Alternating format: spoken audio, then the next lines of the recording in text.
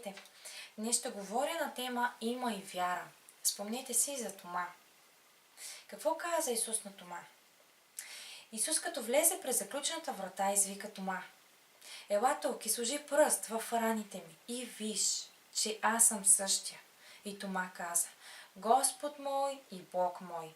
И Бог му каза: ти повярва, Тома, защото ме видя. Но по-блажен е онзи, който вярва без да ме е видял.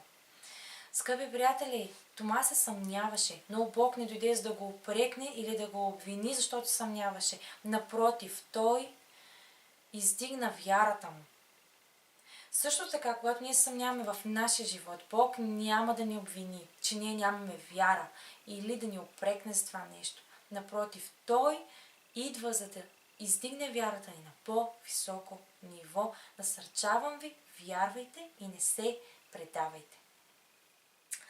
Нека наистина власт, сила и благословение пребъдват и изпълват живота ви. Амин.